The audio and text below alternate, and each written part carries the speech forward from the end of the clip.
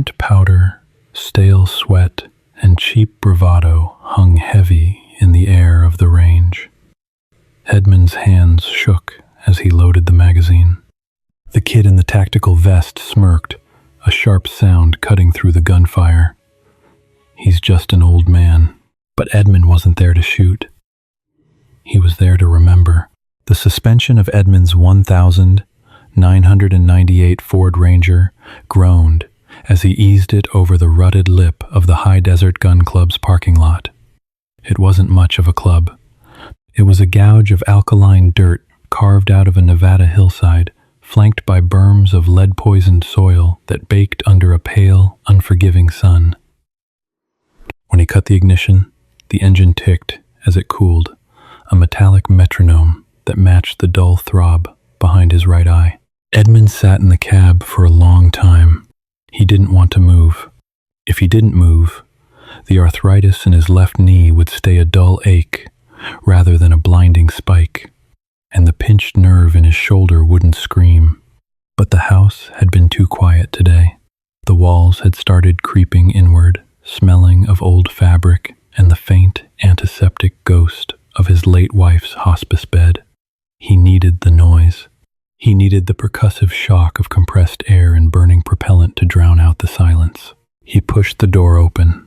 His knee popped, loudly, a sound like dry kindling snapping. Edmund gritted his teeth, gripped the steering wheel, and hauled his 72-year-old frame into the heat. The air immediately sapped the moisture from his throat. Reaching behind the passenger seat, he grabbed the heavy canvas drag bag. It was olive drab, faded to the color of sick split-pea soup, stained with decades-old grease and sweat.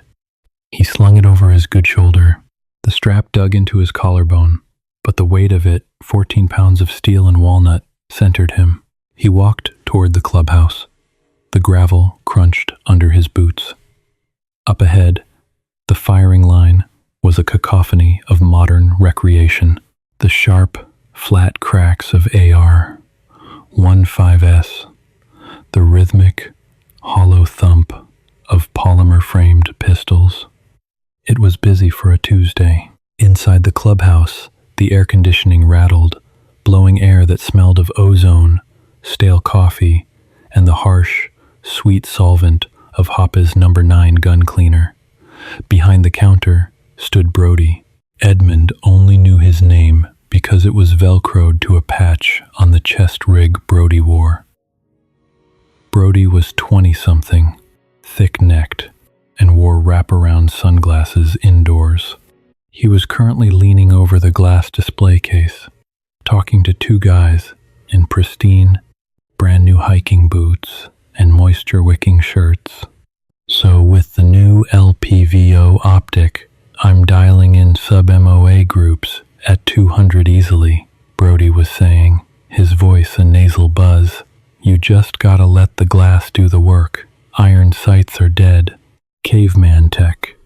Edmund walked to the register, the canvas bag thudding softly against his calf. He waited. He didn't clear his throat. He just stood there, breathing shallowly through his nose, feeling the tremor in his right hand start up again. It always shook when he was still, a slight, maddening vibration in the fingers. Parkinson's, the VA doctor had suggested. Essential tremors, another had countered. Edmund didn't care what they called it. It was just another tax on being alive too long. Brody finally looked over, annoyed at the interruption. He looked Edmund up and down the faded denim jacket, the flannel shirt buttoned wrong at the collar, the liver spots decorating the backs of his trembling hands. "Can I help you, Chief?" Brody asked, not dropping the smirk he'd been holding for his friends. "Lane 9, Edmund said. His voice was a rasp, like sandpaper on dry wood, and the key to the gong. The two guys beside Brody chuckled. Brody's smirk widened. "Lane 9?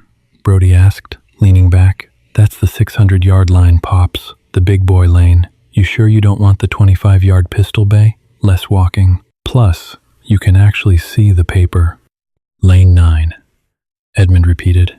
He reached into his pocket with his shaking hand, pulling out a crumpled $50 bill and smoothing it flat on the glass counter. It took him 3 tries to get it flat. The tremor was bad today. Brody watched the shaking hand with open amusement. Look, man, Lane 9 is where the Brenner plate is. You shoot the berms up there, you're gonna piss off the groundhogs. What are you even shooting? Brody nodded toward the canvas bag. Looks like you got a musket in there. You gonna load it with powder and ball? Edmund didn't smile. He didn't get angry. He just felt tired. He looked at Brody's chest rig, which held no ceramic plates, just empty pouches. He looked at the pristine, unscratched knuckles of Brody's hands. The gong, Edmund said softly. Turn the microphone on for the hit indicator. Brody sighed, snatching the 50. Your funeral, old man. But if you hit the stanchions and break the chains, I'm charging you for the welding. Brody handed Edmund a clipboard to sign in. The pen dug into the paper as Edmund's hand vibrated, leaving a jagged scrawl that barely resembled a name. Brody laughed under his breath, turning back to his friends. Hey, you guys want to see something funny in about 10 minutes? Watch Lane 9. Gramps is going to try to find a piece of steel the size of a dinner plate at 6 football fields with his grandfather's hunting rifle. Edmund took his change. He didn't say thank you. He turned and walked back out into the blistering heat. The canvas bag heavier now, the throb in his head sinking with the distant gunfire. Lane 9 was at the far end of the property, isolated from the pistol bays and the short-range rifle stalls. It was just a concrete bench, a rusted corrugated metal roof, and a stretch of dirt that rolled out into the heat haze. At the very end of that dirt, 600 yards away, was a white dot, the Brenner plate. 40 years ago, a local competitive shooter named Thomas Brenner had set a club record that sat framed in the pro shop, yellowing and ignored by the new generation of shooters. 10 shots, 600 yards, iron sights, standing to prone, 60 seconds. All 10 on the 12-inch steel plate. Nobody bothered with it anymore. Modern optics had made it a parlor trick with the right gear, but to do it with bare steel sights was considered a relics game. Impossible without a computer calculating windage and drop. Edmund didn't care about Thomas Brenner. He just knew the distance was right. 600 yards was exactly the distance between the tree line in the A Shao Valley and the mud brick wall where haze had bled out. Edmund unzipped the canvas bag. The smell hit him instantly. Linseed oil, old carbon, and the distinct metallic tang of cold parkerized steel. He pulled out the M14. It was a national match build, heavy barrel, wooden stock, stained dark with sweat and time. It wasn't a pretty gun. It was a tool. He laid it on the concrete bench. A group of 3 younger men in the adjacent lane, Lane 8, stopped shooting their suppressed AR, 15S to look over. They had spotting scopes set up, tripods, ballistic calculators open on their smartphones. Whoa, check out the wood, one of them whispered loudly. Heavy bastard. Bet it kicks like a mule. Edmund ignored them. He didn't sit at the bench. He stood beside it. He reached into his jacket pocket and pulled out a leather 1907 loop sling. The leather was supple, worn almost smooth, smelling of saddle soap. His hands were still shaking. He looked down at them, a detached sort of disgust washing over him. Stop it, he told his body. Just for a minute. Just give me a minute. He began to thread the sling through the swivels. It required fine motor skills, pulling the leather through the metal loops, securing the brass frogs into the pre-punched holes. He fumbled. The brass frog slipped, and his knuckles scraped hard against the front sight post. Blood welled up instantly, a bright red bead against the dry, pale skin of his hand. He didn't wipe it off. He finished threading the sling. Overhead, the PA system crackled to life. A squeal of feedback echoed across the dirt. "Attention shooters," Brody's voice boomed over the loudspeakers, dripping with bored sarcasm. "Just a heads up, the elderly gentleman on lane 9 is going hot. He's going for the Brenner plate. If you got spotting scopes, you might want to dial in. Should be a real clinic in marksmanship. Try not to sneeze, you might blow him over." Laughter drifted over from the closer lanes. The three guys in lane 8 exchanged grins, one of them openly leaning his phone against a sandbag to record Edmund. Edmund stood still. He closed his eyes. The sun beat down on his eyelids, painting his vision a bruised purple. He could hear the wind. It was quartering toward him from the left, a steady 8 miles per hour, kicking up tiny dust devils in the scrub brush at the 300-yard mark. He picked up the heavy magazine, 10 rounds of 1.68 grain boat-tail hollow points. He had hand-loaded them himself in his garage, weighing every single charge of powder to the 1/10 of a grain. He pushed the magazine into the belly of the rifle. It locked with a solid, metallic click-clack that vibrated up through the wood and into his palms. He grabbed the charging handle and ripped it back, letting it fly forward. The bolt stripped a heavy brass cartridge from the magazine and slammed it into the chamber. The sound was final, violent. 5. He stepped back from the bench. He wasn't going to shoot off a sandbag. He wasn't going to use a bipod. The Brenner record required the shooter to start standing, drop to the ground, and fire all 10 shots prone. Edmund shoved his left arm through the loop of the leather sling, pushing it high up past his bicep. He tightened the leather keeper, clamping it down until it cut off the circulation to his arm. The pain was immediate, a sharp, pinching ache, but it served a purpose. It bound the rifle to his skeleton, making the wood and steel an extension of his own bones. He brought the rifle up. It weighed 14 pounds, but to his aching shoulder, it felt like 50. His left arm, locked into the sling, trembled violently under the weight. The front sight post danced wildly against the blue sky, erratic, uncontrollable. He couldn't do it. His body was failing him. He was a fool, a pathetic old man seeking a ghost in the desert. Behind him, he heard a chuckle from lane 8. "Dude can't even hold it up," a voice muttered. Edmund took a breath, not a normal breath. A slow, mechanical draw through the nose that expanded his diaphragm, pushing down the panic, pushing down the pain in his knee, pushing down the memory of the hospice bed and the smell of the sterile room. He didn't look at the white dot 600 yards away. He looked at the front sight post, a tiny, black blade of metal. He let the breath out. As the air left his lungs, a strange, terrifying thing happened. The tremor in his right hand slowed. The violent shaking in his left arm eased. The nervous system, degraded by time and grief, was suddenly hijacked by a much older, deeper programming. It was muscle memory forged in a jungle half a century ago, a survival mechanism burned into his synapses by pure, unadulterated terror.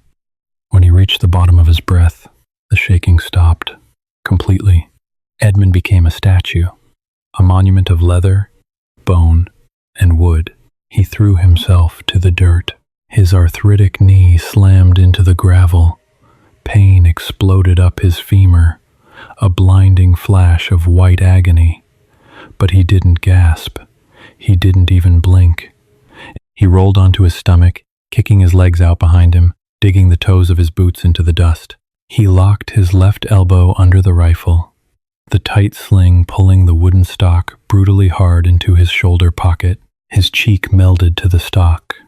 His right eye, watering from the glare, looked through the rear peep sight. He was no longer in Nevada. He was no longer 72. Through the tiny circle of the rear sight, he saw the front post, and Resting perfectly on top of that post, 6 football fields away, was the 12-inch white plate. It was swimming in the mirage, dancing in the heat waves. He felt the wind on his left cheek. He adjusted his aim, holding the post slightly to the left edge of the white blur. His finger found the trigger. 2-stage. He pulled through the slack. He didn't hear Brody laughing. He didn't hear the AR-15S next to him. All he heard was the rushing of his own blood and the distant, phantom echo of a helicopter rotor. He broke the shot. The M14 roared. A plume of dust kicked up around Edmund's elbows from the muzzle blast. The heavy rifle bucked, slamming back into his bruised shoulder, but the sling slid immediately back down into place. Edmund didn't look over the sights to see where the bullet hit. He didn't have time. He kept his eye in the peep sight, cycling the recoil, riding the steel back to the target. 1 second passed. 2 seconds. From the PA system speaker mounted on the rusted roof above him, a loud, metallic ping echoed across the range. The microphone downrange had picked up the impact. Lane 8 went dead silent. Edmund took another breath. He had 9 rounds left, and 56 seconds. A hot brass casing ejected from the open action, spinning through the dry air and landing directly on the exposed skin of Edmund's right forearm. It seared him. A tiny, perfect circle of second-degree burn blossomed instantly. Edmund didn't flinch. He didn't even feel it. The neurological pathways that processed physical pain were entirely suppressed, drowned in a sudden, overwhelming flood of adrenaline and cortisol. He worked the action. The bolt flew forward, slamming the second round into the chamber. Breathe in, let it out, pause. The 12-inch steel plate was barely a suggestion of a shape through the heat waves radiating off the desert floor. It warped and stretched, a white mirage hovering above the dirt. He dropped the black front sight post into the center of the blur. He pressed the trigger. The wall of the second stage. The brake. The rifle slammed into his shoulder pocket again. The recoil pad was hard rubber, brittle with age, and it drove into his collarbone with the force of a swinging hammer. 1 second, 2 seconds, ping, 2 hits. Behind him, the mechanical crunch of the AR-15S had ceased entirely. Lane 8 was dead air. Over in the clubhouse, Brody had stopped talking.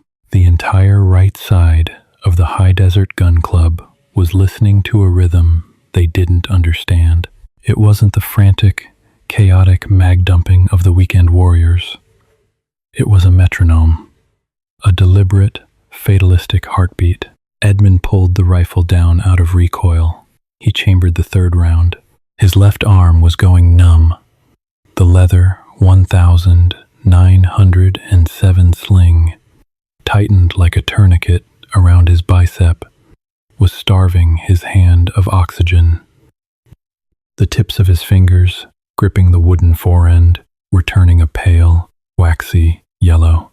It was a necessary trade. Feeling for stability. Bang. Ping. 3. Sweat broke on his forehead, pooling in the deep wrinkles of his brow, stinging as it dripped into the corners of his eyes. He couldn't wipe it away. To break his position was to break the spell. If he moved his support arm, the tremor would come flooding back, a dam bursting, and he would never get the sights aligned again. He blinked rapidly, the salt burning his sclera, turning the world red and watery. Bang. Ping. 4. He was breathing heavier now. The desert air was thin and hot, providing no oxygen, just a searing heat that dried his throat until it felt packed with fiberglass.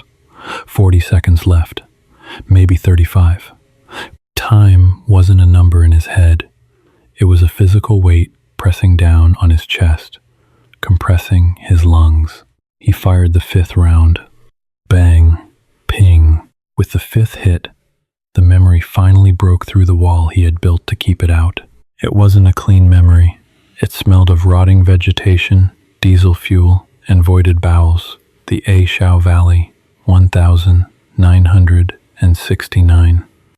The mud was up to his shins, a sucking, clinging clay that tried to pull his boots off with every step. Hayes had been screaming, not a Hollywood scream, a high-pitched, infantile squeal, his hands desperately trying to push his own intestines back into the jagged tear in his abdomen. Edmund had dropped to the mud, just like this. The same rifle, the same heavy, dark wood, the same smell of linseed oil and hot carbon. The tree line was spitting green tracers, a chaotic swarm of hornets buzzing past his ears, snapping the bamboo stalks into splinters. He hadn't been thinking about records. He hadn't been thinking about glory. He had just wanted the noise to stop. He needed to silence the muzzle flashes in the tree line so the medics could get to Hayes. Bang. Ping. 6. Edmund's chest heaved against the dirt. The bruise on his shoulder was spreading, a deep, sickening purple that radiated down into his pectoral muscle. His pinched nerve screamed, a hot wire of electricity shooting up his neck and settling behind his right eye. He chambered the 7th round. The mirage, at 600 yards, was getting worse. The heat from the rifle's barrel was rising directly into his line of sight, adding to the atmospheric distortion. The white plate wasn't just blurry now, it was dancing, splitting into 2 distinct shapes, then merging back into one. Which one is real? He guessed. He held center on the dancing blur, trusted his 0, and let the trigger break. Bang. Ping. 7. The delay on the sound was agonizing. A full 2 seconds of staring at nothing, waiting for the metal to speak. He had 20 seconds left, maybe less. He fired the 8th. Bang. Ping. His left hand was completely dead. It was a block of wood attached to his wrist. He could no longer feel the forend of the rifle. He was holding the gun entirely by mechanical tension, the leather strap doing the work of dead muscles. He pulled the bolt back, the 9th round stripped from the magazine, but the bolt hung up, a fraction of a millimeter. The brass casing dragged against the feed ramps, dry and sluggish. Edmund didn't panic. He didn't look at the gun. He just drove the heel of his right hand forward, violently slapping the back of the charging handle, forcing the bolt fully into battery. The metal clicked. Bang. Ping. 9. 1 round left in the magazine. 1 shot. Edmund closed his eyes. The pain was absolute. Every joint, every muscle, every degraded piece of cartilage in his old body was screaming for relief. The tremor in his legs had started, his calves vibrating against the dirt. The physical suppression was failing. He was running out of gas. Just let it go, a voice whispered in his head. You hit 9. That's enough. You proved it. You're not dead yet. Just stand up. He didn't want to shoot the 10th round. He was so incredibly tired. He wanted to sleep. He wanted to sit in his quiet house and drink lukewarm tea and watch the dust motes float in the shafts of sunlight. But Hayes hadn't gotten to go home. Hayes had died in the mud, clutching his stomach, his eyes wide and unseeing, staring up at a canopy of shattered leaves. Edmund opened his eyes. The tremor in his right hand was starting to fight its way through his grip. The front sight post vibrated, ticking left and right across the white blur. 10 seconds. He sucked in the hot, dry air. He pushed it down into his stomach, bearing down, locking his core. He pulled the rifle tighter into his bruised shoulder, using the last reserve of strength in his right arm. The front sight post settled. It rested perfectly still at the 6 o'clock position of the white dot. Edmund squeezed the trigger. It felt like it weighed 100 pounds. The sear broke.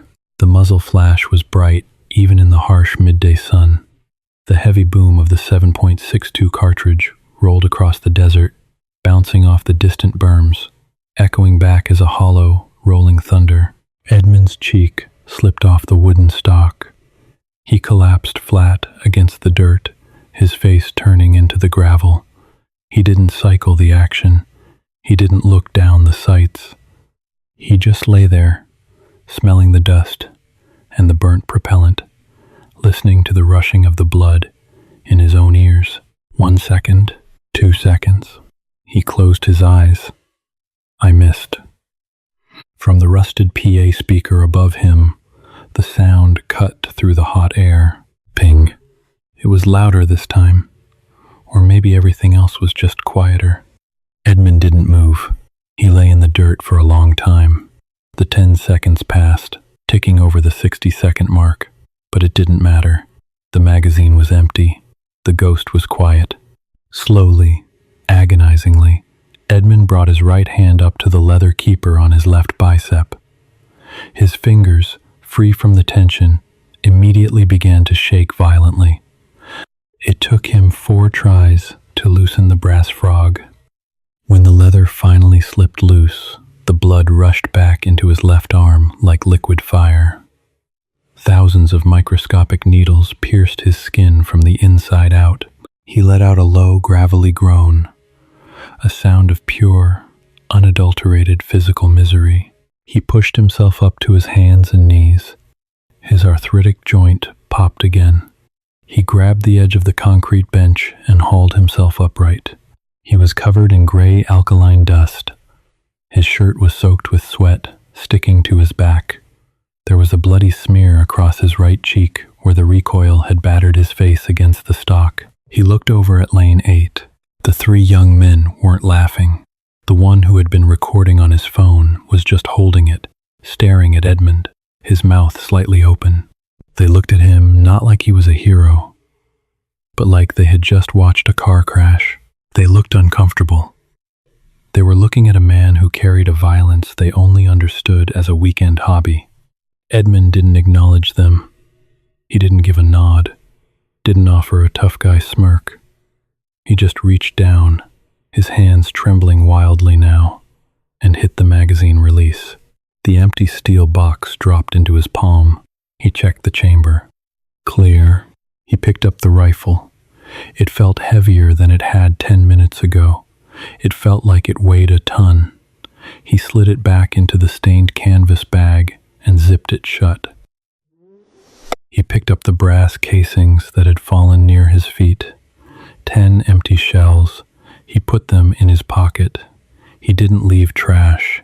Edmund turned and walked back toward the clubhouse. The gravel crunched under his boots. His knee throbbed. His shoulder burned. When he pushed the door open, the air conditioning hit him, freezing the sweat on his skin. Brody was standing behind the counter. He wasn't leaning. He wasn't smirking. He was standing perfectly straight, his hands resting flat on the glass display case. Edmund walked up to the counter. He set the key to the gong lane on the glass. Brody looked at the key. Then he looked at Edmund. He looked at the dust on Edmund's clothes, the blood on his cheek, the violent, uncontrollable shaking of his hands. 60 seconds, Brody said. His voice was completely stripped of its nasal buzz. It was quiet, flat. You shot it in 52.